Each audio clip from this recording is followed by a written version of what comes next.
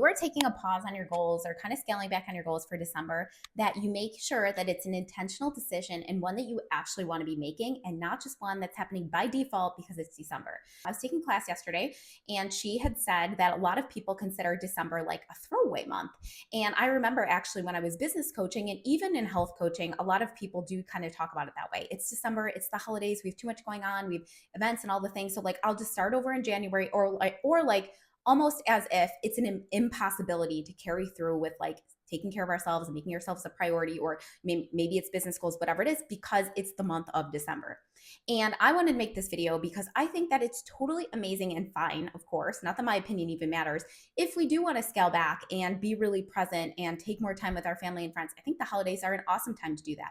However, I think sometimes we're not making that an intentional choice and we're just doing it, like I said before, by default because it's December. So we're like working out less, we're eating healthy less, we're not focusing on our goals instead of actually taking a minute to decide, is that actually what we want to do? Because I know sometimes we get stuck in like the hustle of it all of a sudden the month's over and it's like, oh, I'll just start back over in January. And it doesn't have to be that way if we don't want it to be.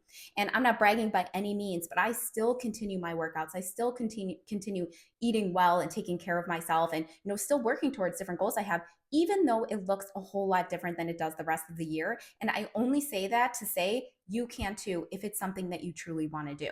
There is always a way to make it work. There's always, if there's a will, there's always a way. We just have to ask ourselves, what can I do here? And be okay with it not looking perfect and not maybe looking like someone else's does, or not looking like it does maybe the rest of the year or exactly what we want it to. But there always is a way to maintain something, whatever that looks like for us, if it's what we truly want. But really my whole goal with this video is just to encourage you to make that intentional decision.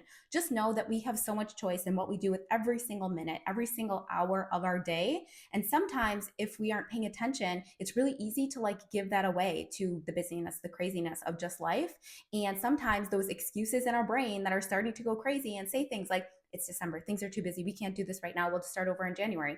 Well, we don't always have to listen to those. And the second thing is, January probably not going to be a whole lot easier. Maybe a little bit because everyone's like usually starting goals and all the things, so the excitement is there.